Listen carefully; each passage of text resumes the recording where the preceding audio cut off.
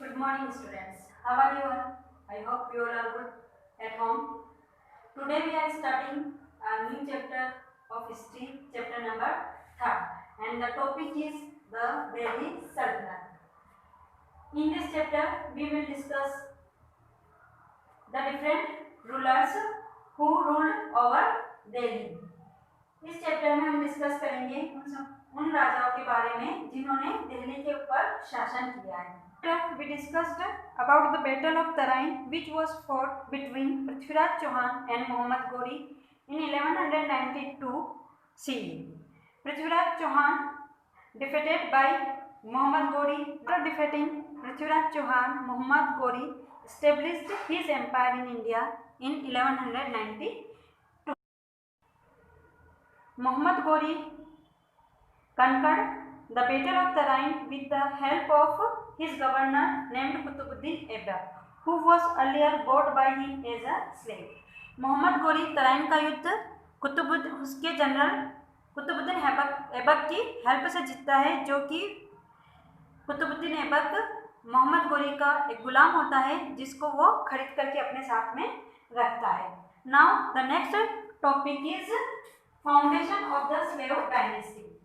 Slave dynasty, slave का meaning होता है गुलाम. स्लेव मीन्स होता है गुलाम. तो किस तरह से गुलाम वंश का फाउंडेशन होता है. Qutbuddin Aibak was the slave of Muhammad Ghori. Muhammad गोरी का वो गुलाम होता है. And Mohammad Ghori did not have a सन. मोहम्मद गोरी का खुद का कोई बेटा नहीं होता है. His slaves were excellent in both military and administrative tactics. After Muhammad Ghori's death, जब मोहम्मद गोरी की डेथ हो जाती है 1206 में, तो after his death all his slaves declared themselves a ruler. अपने आप को सभी राजा घोषित कर देते हैं. Among them Qutbuddin Aibak was the most efficient ruler who declared himself as the Sultan of Delhi and founded the slave dynasty in 1206. लेकिन उन सब में जो सबसे ज़्यादा प्रभावशाली होता है वो होता है कुतुबुद्दीन ऐबक. तो वो अपने आप को दिल्ली का सुल्तान घोषित कर देता है और इस तरह से स्लेव डायनेस्टी का फाउंडेशन होता है. 1206 में स्लेव डायनेस्टी का फाउंडेशन किया जाता है. जब स्लेव डायनेस्टी का फाउंडेशन होता है तो सबसे पहले जो सुल्तान बनता है वो होता है कुतुबुद्दीन ऐबक.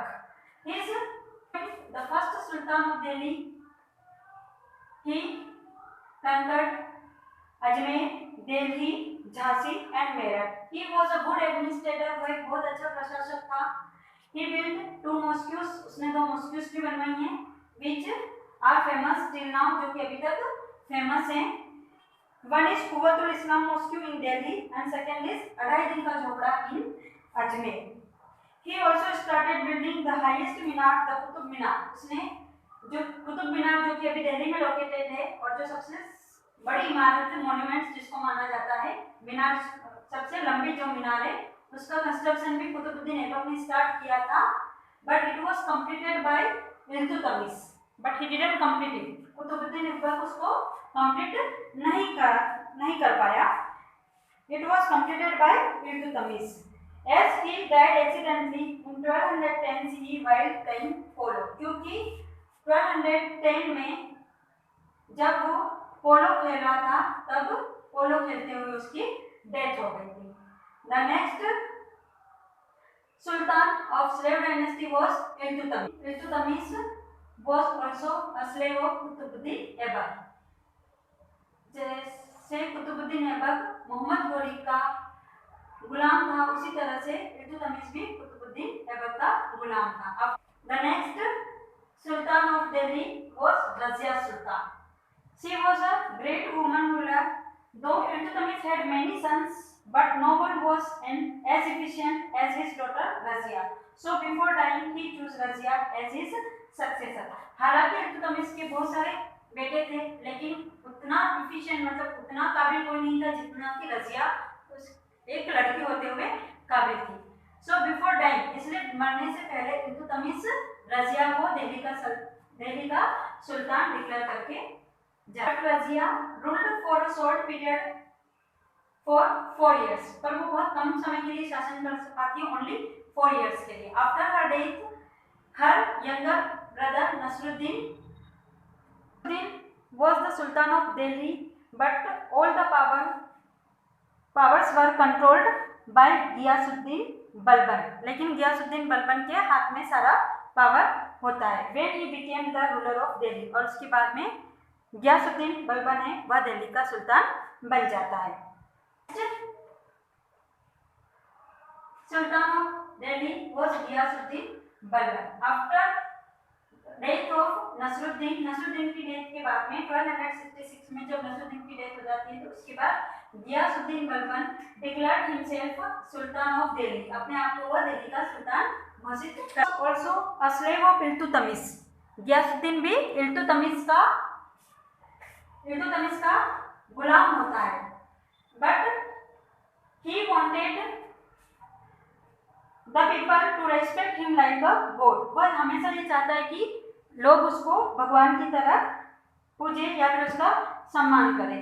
ही also introduced to new customs, Persian custom, उसने 2 नए पार्सियन कस्टम्स को भी इंट्रोड्यूस करवाया था पब्लिक को. दे वर सजदा एंड पाइबोस. सजदा is a custom in which oneself on the ground before the सुल्तान, किसी एक व्यक्ति को सुल्तान के सामने पूरी तरह से लेट करके उसको जैसे किसी को रेस्पेक्ट करने के लिए हम किसी को हम जैसे कि नमस्कार करते हैं, झुक करके किसी को प्रणाम करते हैं, उसी तरह से 2 कस्टम उसने इंट्रोड्यूस किए थे. एक था सजदा में जो भी पब्लिक आती थी या फिर जो भी जनता उसकी आती थी वो उसके सामने उसको प्रणाम करने के लिए जमीन पर उसके सामने लेट जाती थी. पाइबोस में अ पर्सन हैड टू किस द फीट ऑफ सुल्तान, जो भी प्रजा जो भी कॉमन पीपल राजा के सामने आता था उसको राजा का रिस्पेक्ट करने के लिए, सुल्तान का रिस्पेक्ट करने के लिए उसको सुल्तान के पैरों को चूमना पड़ता था, किस करना पड़ता था. इन 1287 बलबन डाइड, 1287 में बलबन की डेथ हो जाती है and the slave dynasty became week, कमजोर पड़ जाती है. After the slave dynasty the new dynasty came the Khilji dynasty. is the Khilji dynasty. In the Khilji dynasty, the first sultan was Jalaluddin Khilji. Jalaluddin Khilji, you have watched Padmavati movie. Very starting in that movie, उस movie में सबसे पहले जो जो सुल्तान बताया जाता है वो होता है Jalaluddin Khilji. And he was killed by his Neiphiu, जो कि अपने भतीजे के द्वारा जलालुद्दीन खिलजी मारा जाता है. उसके बाद उसका जो भतीजा होता है अलाउद्दीन खिलजी वह गद्दी पर बैठ जाता है. He became the sultan of Delhi. So let's come the topic of Jalaluddin Khilji. He killed the grandson of Balban. Balban का जो पोता होता है हु वाज वीक, जो कि वीक कमजोर भी होता है. जलालुद्दीन खिलजी किल्ड हिम, उसको मार देता है and throne occupied the throne, और उसके बाद गद्दी को हासिल कर लेता है. was a weak administrator. He ruled till 1296 तक वह राज करता है. After his death, his nephew Alauddin Khilji became the Sultan of Delhi. Delhi का सुल्तान अलाउद्दीन खिलजी बनता है. and Jalaluddin Khilji was murdered by his nephew Alauddin Khilji. Alauddin Khilji के द्वारा जलालुद्दीन खिलजी को मार दिया जाता है और उसके बाद 1296 में, और उसके बाद अलाउद्दीन खिलजी वह ऑक्यूपाइड कर लेता है थ्रोन को, मींस वह राजगद्दी को हासिल कर लेता है. He was an ambitious and the most successful ruler of the Khilji dynasty. Khilji dynasty का सबसे ज्यादा सफल और बहुत महत्वाकांक्षी राजा होता है. The Delhi Sultanate extended beyond the Vindhya up to the Deccan. वह अपने साम्राज्य को बहुत ज्यादा बढ़ाता है विंध्य से लेकर करके डेक्कन तक. Wanted to conquer the world and regarded himself as the second Alexander. वह पूरी दुनिया को जीतना चाहता था और अपने आप को सेकंड अलेक्जेंडर साबित करना चाहता था. And the territories of Ranthambore, Chittor in the present day Rajasthan. इसलिए उसने गुजरात, चित्तौड़, रणथंभौर जो कि अभी राजस्थान स्टेट में है, इनको भी. The southern area was conquered by His general Malik Kafur. Malik Kafur was a Hindu slave from Gujarat who embraced Islam. Malik Kafur एक हिंदू गुलाम था जिसको वो गुजरात से अपने साथ में लेकर के आता है और बाद में वो मलिक कफूर भी इस्लाम धर्म को अपना लेता है. He also defeated Devgiri, Warangal, द्वार समुद्र, Malabar and Mysore. Like that fled his kingdom up to the south of the river Narmada. इस तरह से साउथ में नर्मदा रिवर तक वो अपना साम्राज्य फैला लेता है.